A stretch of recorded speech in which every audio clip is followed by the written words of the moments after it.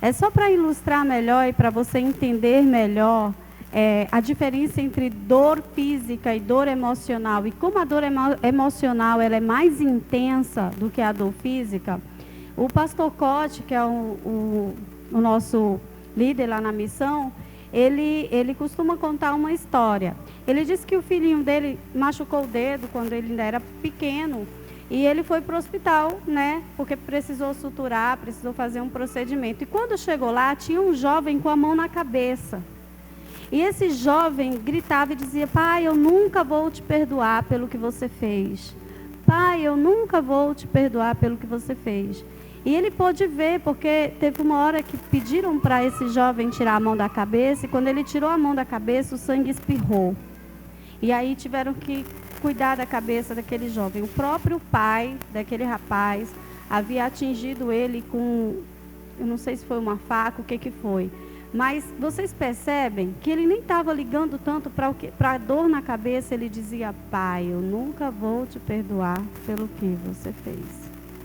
Ou seja, a dor emocional pelo que o pai tinha feito com ele era mais intensa do que a dor física do próprio machucado. Então, por isso que esses traumas emocionais, né, que muitas vezes a gente passa na infância, seja o trauma A por causa da negligência, porque a gente não recebeu aquilo que era bom e que nós deveríamos ter recebido, ou o trauma B, que é quando a gente sofre o abuso, quando a gente acaba recebendo coisas ruins que nós não deveríamos receber, elas machucam muito mais o nosso coração e podem nos levar a termos um comportamento deturpado, né? Um comportamento pode nos levar ao vício. Quando você vai conversar, por exemplo, com pessoas que vivem adicção em drogas ou qualquer outra adicção, você vai ver quando ela conta a história dela, como é uma história de dor, de traumas. Então, assim, só para a gente entender melhor a árvore dos vícios, né, eu vou contar um pouco da minha história. Mas antes, eu não sei quantos conseguem enxergar. Aqui embaixo estão as nossas emoções. As emoções, elas foram dadas por quem? Pelo próprio Deus. Elas não são necessariamente ruins. Cada um de nós tem as suas emoções e elas são importantes, elas têm um papel a cumprir. Por exemplo, a alegria, a tristeza. É natural que a gente sinta tristeza quando algo ruim acontece, não é mesmo? O medo vai nos proteger de nos colocarmos em situações arriscadas, não é verdade?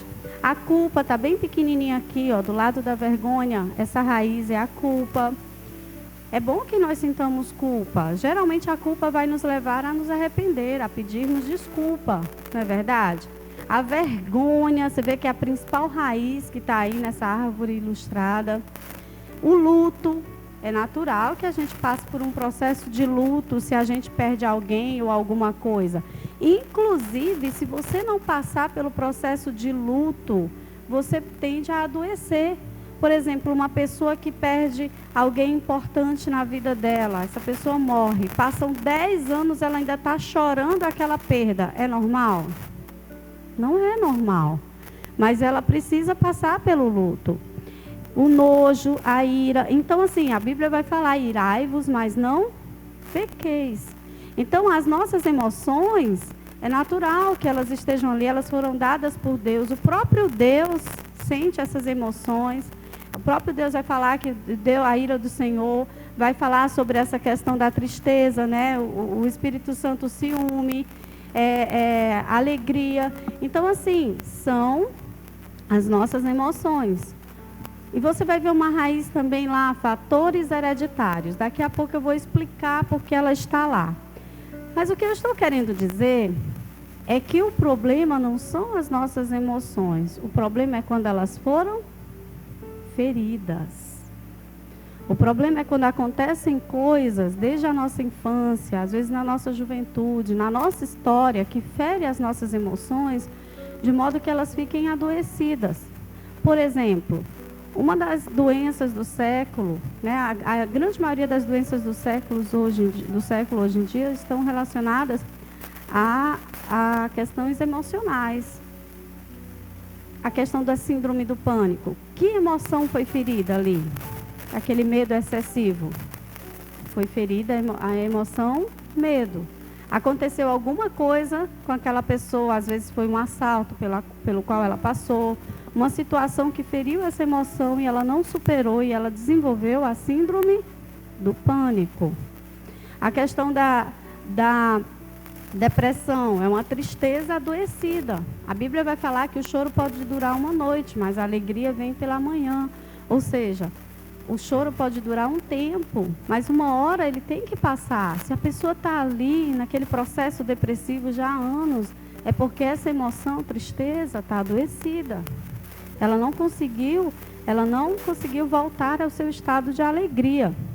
A própria alegria, aquela pessoa que só quer viver de euforia em euforia, que não suporta ficar triste, que precisa manipular a sua alegria, está se drogando, está fazendo coisas malucas, porque adrenalina, fazendo loucuras, porque precisa se sentir alegre.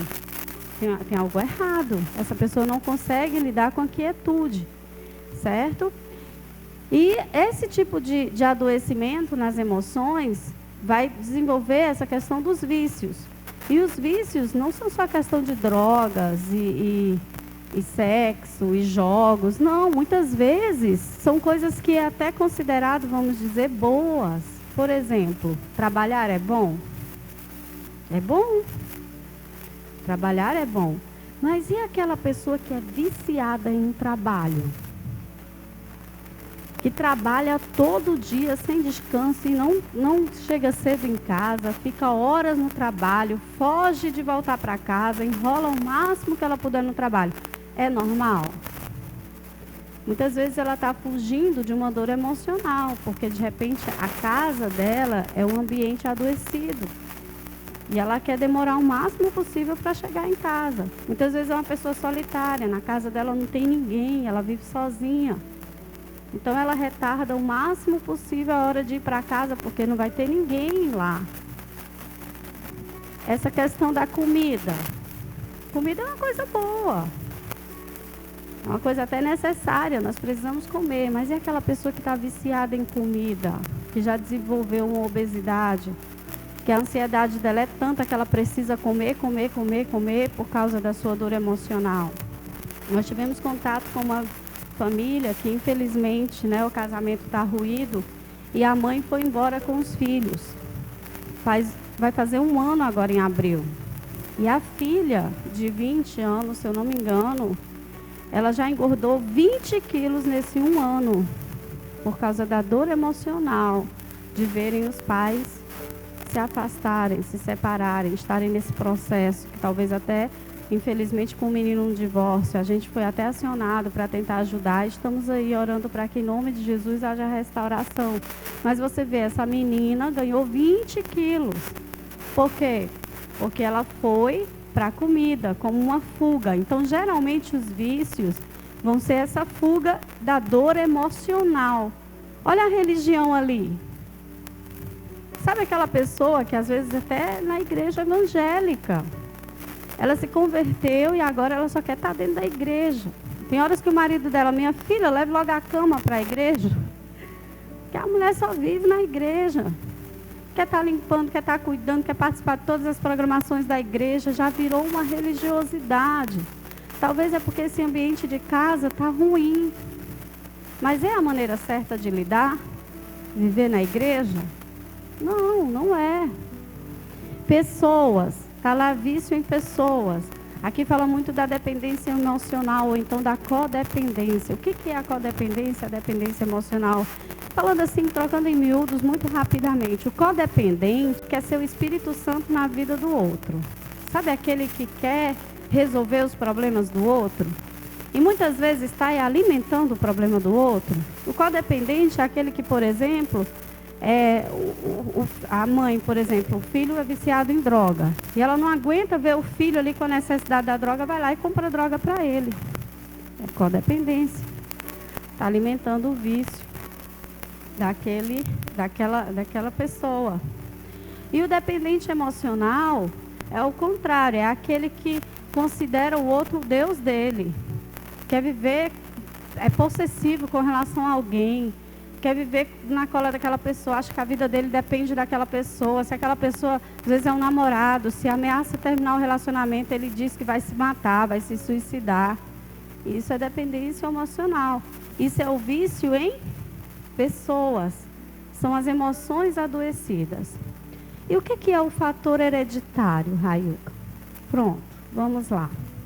A Bíblia vai dizer, no Antigo Testamento, Deus ele vai falar assim: eu visitarei o pecado dos pais nos filhos até a 3ª, 4ª geração. Não é verdade? Porém, eu vou abençoar até a 1000ª geração daqueles que me obedecerem. E aí, lá no Novo Testamento, você vai ver em 1 Pedro 1, do 17 ao 19, vai falar o seguinte: que não foi por qualquer coisa que nós fomos libertos da vã maneira de viver dos nossos antepassados. Foi pelo precioso sangue de Jesus. Ok. Mas o que isso quer dizer? É muito comum, inclusive no meu livro eu vou falar sobre isso, é uma ferramenta do aconselhamento. Genograma. O genograma é uma ferramenta, na verdade, da medicina, em que eles... Com quantos aqui já aconteceu de você ir fazer uma consulta médica, apresentar os sintomas e o médico perguntar assim: seus pais, como os seus avós, você tem histórico de determinadas enfermidades na família? Quantos já aconteceu? Todo mundo. Não é verdade? Por quê? Porque o genograma é justamente essa investigação da história familiar. Então, na ferramenta do aconselhamento, nós também sugerimos que as pessoas desenhem o seu genograma, certo? Até a 3ª geração após ela, se ela já tiver filhos, e aí serão 4 gerações. E ela observar que tipo de comportamento, a gente chama, quando o comportamento é ruim, de iniquidade geracional, está se repetindo. Meu avô tinha problema com alcoolismo, meu pai também bebia muito, eu estou bebendo, estou lutando contra o alcoolismo. E existe uma boa chance do filho dessa pessoa desenvolver também esse tipo de dependência? Isso são os fatores hereditários, certo? Esse é o meu genograma, tá? Olha que interessante, no meu caso, certo? Graças a Deus não existem histórias de divórcios. Os quadrados vão representar os homens, os círculos, as mulheres, ok? O X é porque essa pessoa já faleceu, tá bom? Ela já morreu. Você pode observar que os meus avós paternos e maternos eram casados, porque há uma linha contínua ligando eles, certo? Os meus pais também casados. Não há história de divórcio. É muito comum, quando uma pessoa está lutando para permanecer casado, ou acabou se divorciando, que os avós tenham se divorciado, que os pais tenham se divorciado. Gente, o divórcio é um pecado, vocês sabiam? Deus odeia o divórcio, diz o Senhor dos Exércitos. Está lá em Malaquias 2,16. E Deus odeia o que é pecado. Porque Ele fez o casamento para ser até que a morte os separe. Amém? Então, quando eu passei por essa luta no meu casamento, que a gente vai falar um pouco mais, e que eu desenhei o meu genograma, o que eu pensei? Se eu me divorciar, eu vou abrir uma brecha na minha geração. Porque existe uma bênção geracional de casamentos duradouros. Eu vou abrir essa brecha na minha geração para que os meus filhos corram o risco de também se divorciarem? Não. Aí você chama a obediência, a lei da responsabilidade. Porque o que vai fazer parar a maldição ou a iniquidade geracional? É uma oração? Não. É o seu posicionamento. É a obediência que vai garantir a bênção, que vai fazer parar a maldição. Uma coisa que eu observei, por exemplo, eu falei para vocês das iniquidades geracionais, mas eu observei essa bênção geracional de casamentos duradouros, eu observei a questão da fertilidade. Olha lá, os meus avós paternos tiveram 13 filhos. Os meus avós maternos foram ainda mais longe, eles tiveram 17. Detalhe, todos vivos. Se eu não me engano, eu só perdi uma tia até agora. Tem 16 vivos ainda. Nenhum filho nasceu morto, nenhum aborto, né? Uma bênção. Minha mãe também, meus pais tiveram 6 filhos e eu tive 3. Os meus irmãos todos casaram e tiveram filhos. Então eu observei a bênção da fertilidade. Mulheres com histórico de esterilidade, às vezes quando ela vai estudar a história familiar, vocês entendem? Então tem alguma coisa, alguma disfunção aí, precisa ser investigado para que aquilo seja resolvido. Às vezes é um crédito de injustiça. Então outra coisa que eu observei, as pessoas costumam morrer já velhas. Meus avós morreram com mais de 80 anos, os maternos com quase 100, mais de 90. Essa minha tia que já morreu, né, lá, aquela bolinha que tem um X lá, ela morreu com 70 e poucos anos já. Meu pai já faleceu com 70 anos. Eu observei doenças coronárias, tem um coraçãozinho, talvez você não veja, mas aqui do ladinho do meu avô paterno e do ladinho do meu pai tem um coraçãozinho, que indica que eles faleceram de doenças coronárias. Então, para a medicina é uma informação importante, certo? Então, eu queria desafiar vocês a, de repente, construírem o genograma de vocês. Eu falei sobre as linhas, né? Quando a linha ela é toda contínua, significa que havia o casamento. Ah, Railca, mas na minha história familiar, os meus avós eram só juntos, eles não casaram. Os meus pais também estavam só juntos. E quando eu entrei na igreja, eu era junto. Eu precisei me casar para regularizar a situação. Você fechou uma brecha. Entendeu? E aí, nesses casos, você bota uma linha pontilhada na hora de construir o seu genograma. Porque a linha pontilhada vai indicar que não havia o casamento. O casamento civil. Ok? E o que significa essas... O que significa? Vocês estão vendo que está cortadinho ali? Eu estou ligada a um quadradinho e tem um cortadinho. É uma linha pontilhada, porque eu não cheguei a me casar. Eu me envolvi sexualmente com um rapaz na minha juventude. Ele me abandonou grávida, tanto que nós geramos a Raíssa, essa primeira bolinha abaixo de mim. Certo? E o corte é porque nós rompemos.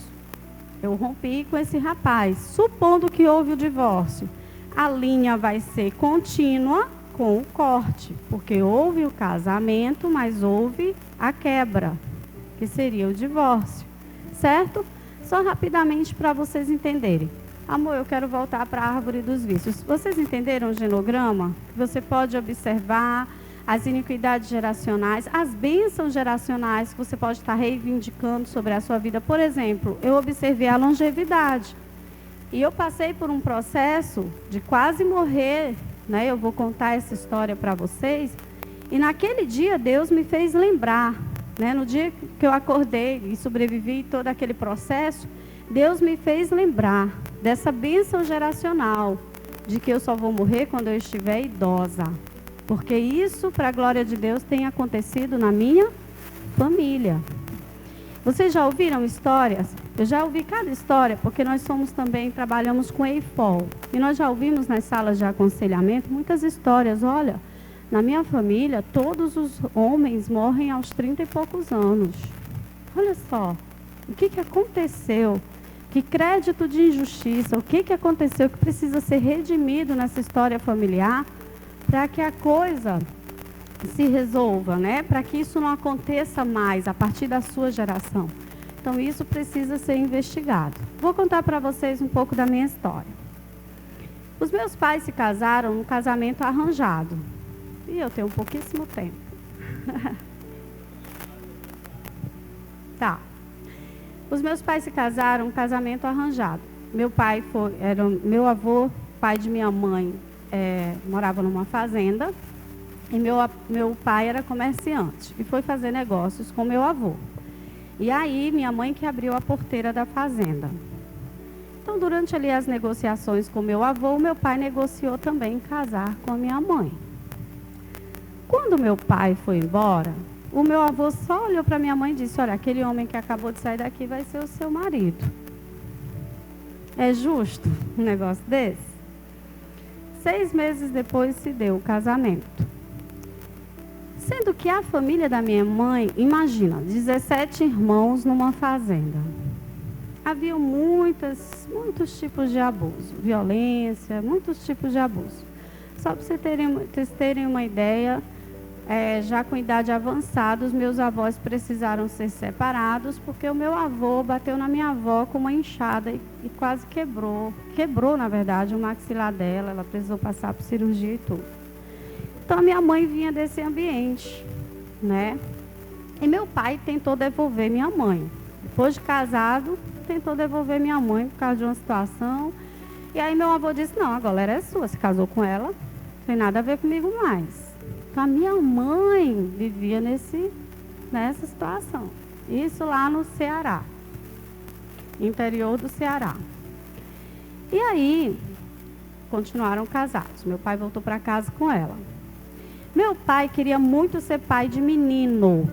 Eles tinham uma diferença de idade de 8 anos. Meu pai mais velho que minha mãe. E minha mãe engravida e tem o primeiro filho, é uma menina. Por que eu acho importante dizer isso para vocês? Queridos, desde o ventre materno, a criança, ela já sente. Ela sente se ela é bem-vinda, se ela não é, se ela é amada, se ela não é. Então, não gera expectativa sobre o sexo do seu filho, não. O Paulo não contou muito da história do Marcos, mas o Marcos, aquele que é missionário hoje na Europa, o pai dele queria que fosse uma menina. Quando viu que nasceu um menino, o pai dele rejeitou. E isso é uma das raízes da homossexualidade. Ok? Então, é muito importante para que desde o ventre materno, essa criança se sinta amada e desejada do jeitinho que ela é. Inclusive, hoje a medicina recomenda que o pai esteja presente durante toda essa gestação, converse com essa criança, esteja presente na sala do parto, corte o cordão umbilical, porque a psicologia, a medicina já entende o quanto é importante essa interação do pai com essa criança desde muito cedo. Inclusive, a presença do pai na sala do parto vai trazer segurança para a mãe e para o bebê.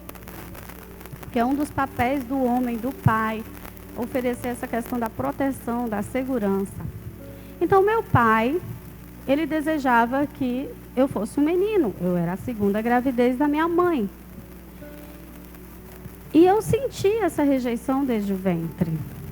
E aí, quando foi para eu nascer, minha mãe sentiu fortes dores, como se ela fosse ter bebê, e eu não nasci. Passou mais um dia, eu não nasci. E eles moravam no interior.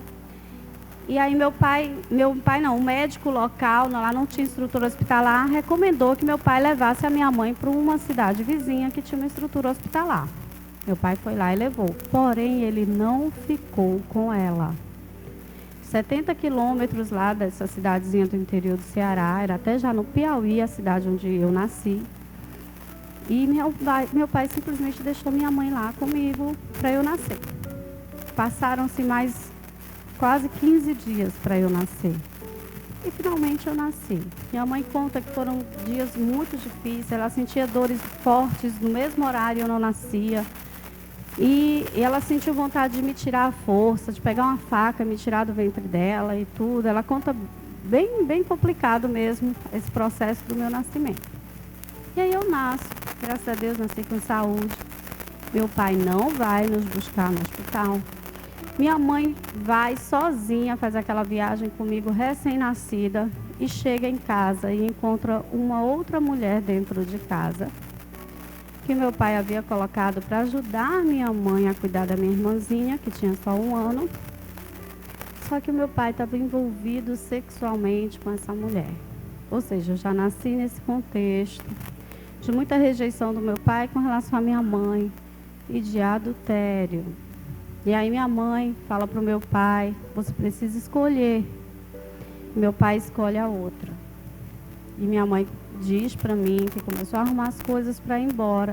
E ela não tinha intenção de nos levar, nem a mim, nem a minha irmãzinha. Por quê? Ela tinha para onde ir? O pai dela não queria mais. Mas aí, graças a Deus, aquela mulher chega para o meu pai e diz, não, isso não está certo. Ela é a mãe das suas filhas, eu que tenho que ir embora. Graças a Deus, os meus pais permaneceram casados até o dia que meu pai faleceu. Eles tiveram mais 4 filhos, os 2 últimos são rapazes, né, para a alegria do meu pai. Mas eu nasci nesse contexto, nessa dinâmica familiar adoecida. Faz mal para uma criança essa situação? E para completar, eu sofri o trauma A.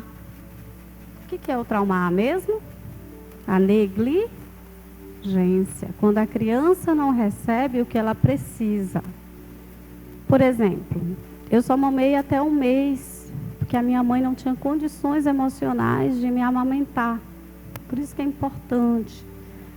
Durante, né, a amamentação, essa mãe está sendo bem cuidada, está sendo bem alimentada, está sendo bem tratada pelo marido, para que ela tenha condições de oferecer esse seio para essa criança que vai dar mais saúde física, que a medicina explica como o leite materno é importante, mas também emocional.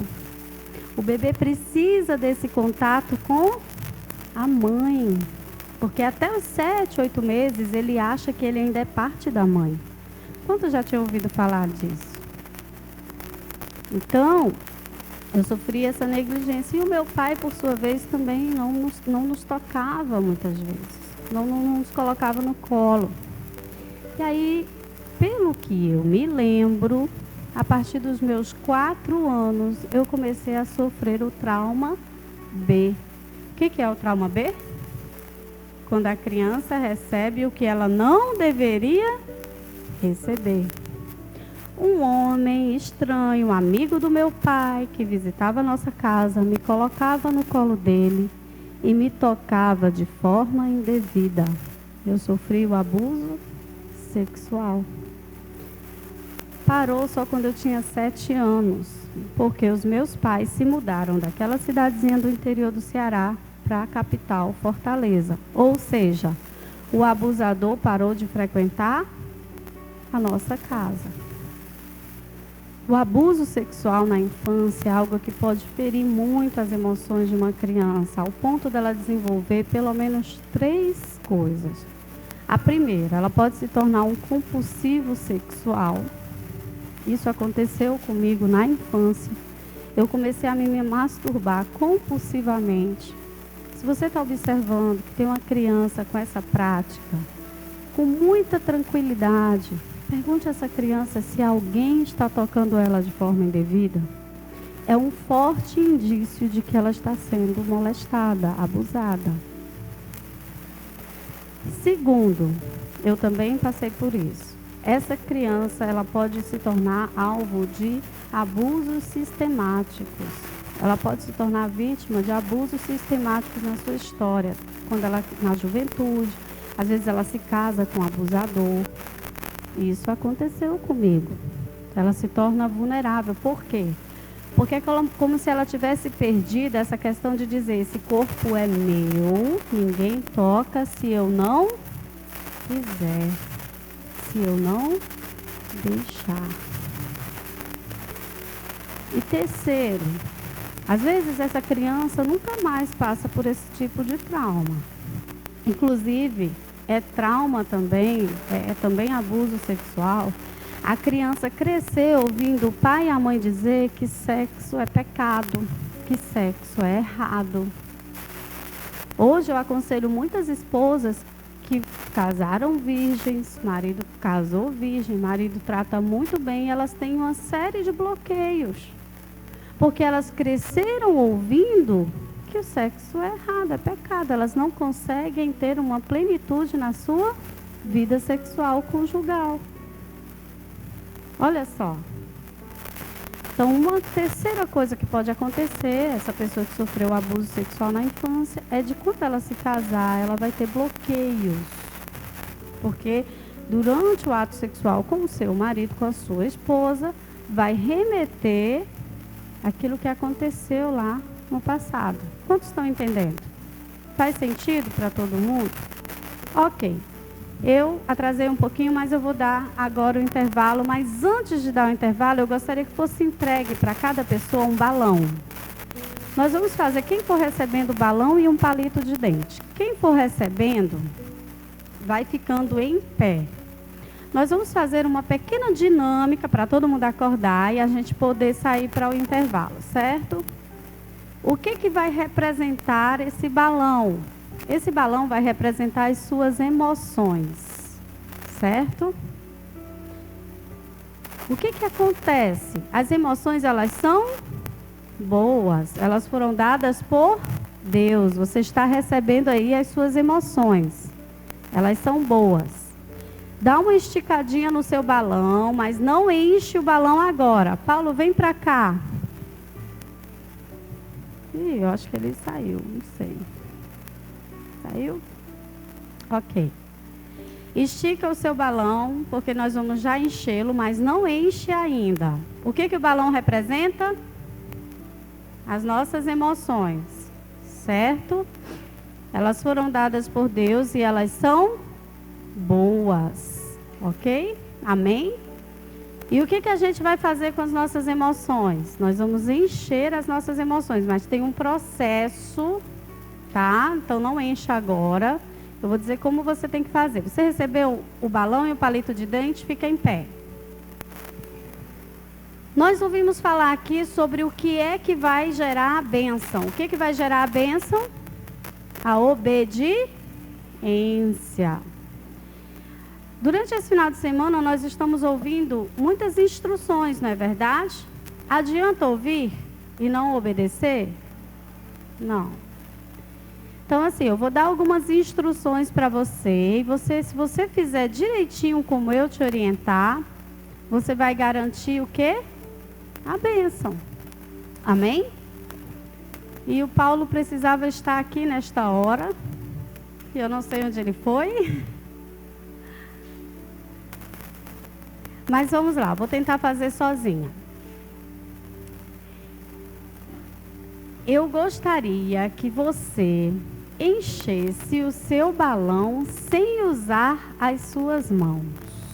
É um desafio aí para você. Pode usar a boca, mas não pode usar as mãos. Eu quero um balão.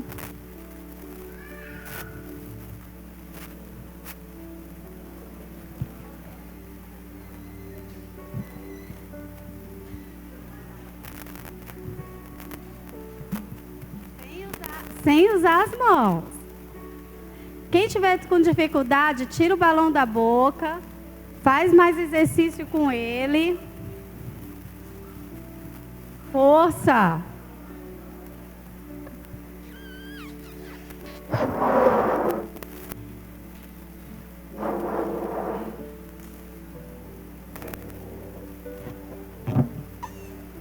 Se você acha que está num tamanho legal, você pode tirar da boca e você pode dar um nozinho.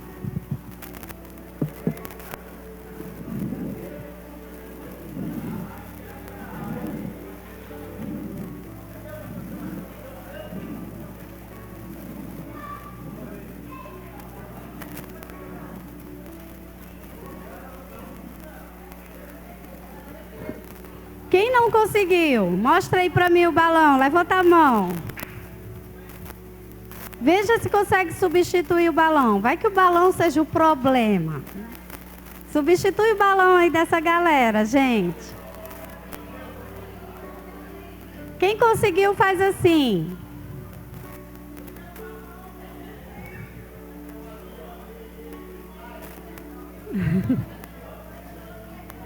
Levanta a mão quem precisa de um balão, se você acha que o balão é o problema. Opa! Quem encheu tanto que acabou estourando na boca? Quem encheu tanto que acabou estourando na boca? Esse precisa de ajuda com relação ao domínio próprio, né?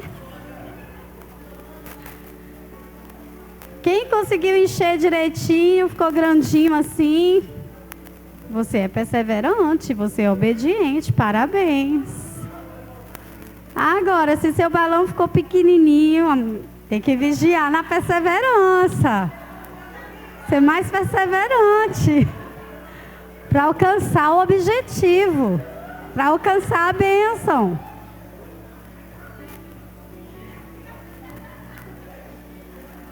Ok? Ok, vamos lá. Quem recebeu um palito de dente também? Muito bem. Vamos fazer esse exercício aqui, ó.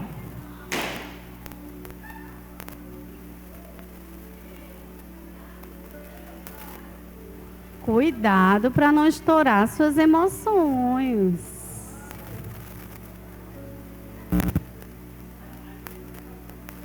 Quem estourar as próprias emoções é autossabotagem. Sabe quando a gente se autossabota? A gente machuca a nós mesmos? Pois é. Gente, é o seguinte.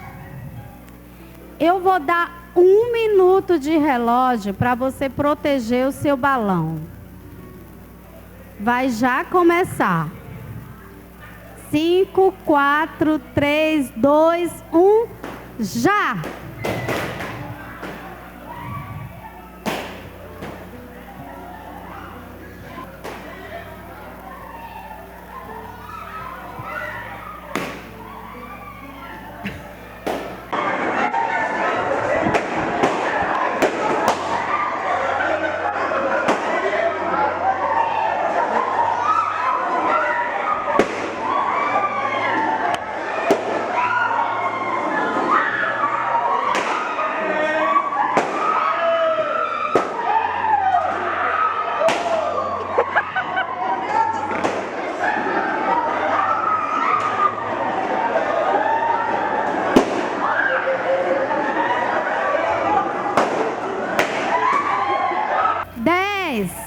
Nove, 8, 7, 6, 5, 4, 3, 2, 1. Parou, parou, parou, parou, parou, parou. E aí, quantos sobreviveram? Voltem para os seus lugares, vamos conversar.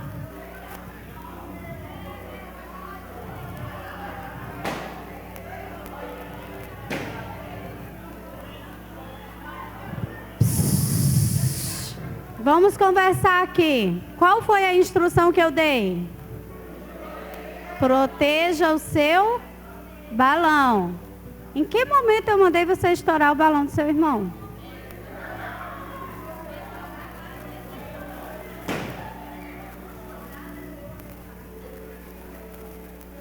Gente, você feriu as emoções das pessoas que estavam ao seu redor.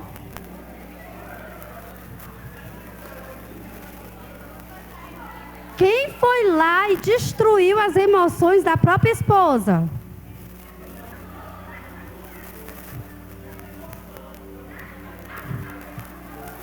Do próprio marido? Do próprio filho? Quem veio aqui destruir o balão da palestrante? Quem estourou o balão do pastor, gente?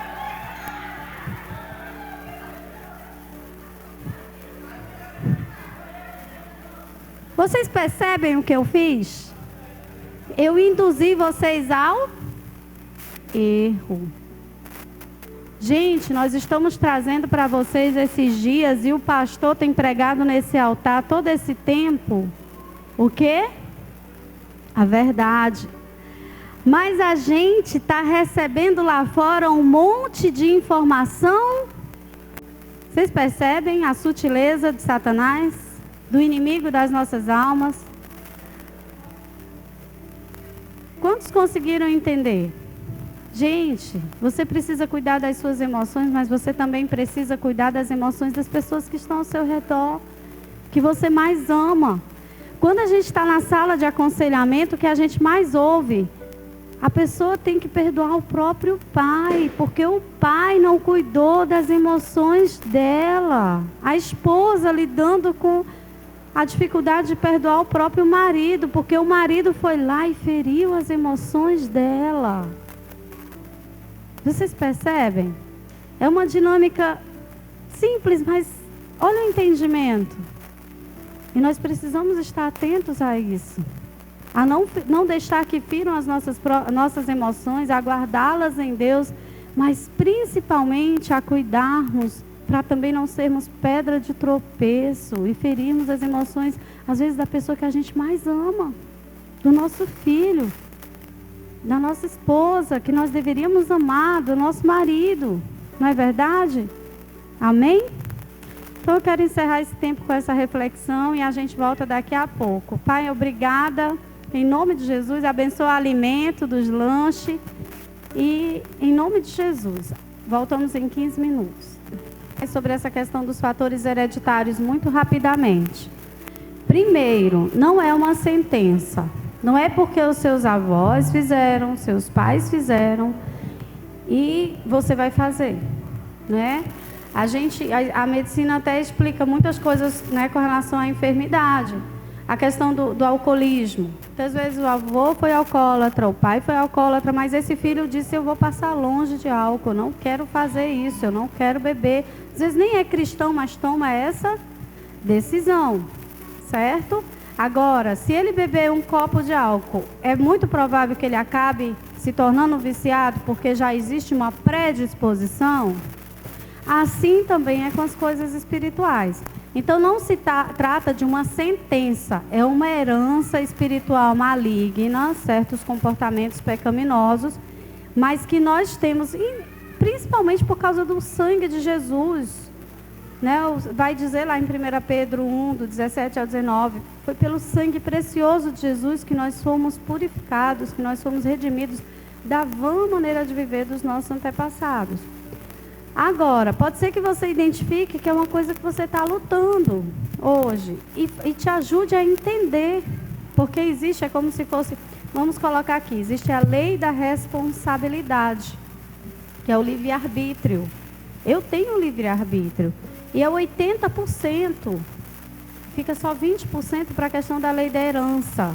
Então não é uma sentença, não é porque seus avós fizeram, seus pais fizeram que você vai fazer. E a partir da sua obediência, do seu posicionamento, você vai mudar a sua história e você vai mudar a história da sua geração. Você vai abençoar até 1000 gerações após você com a sua obediência. Certo? Ficou claro sobre isso? Amém.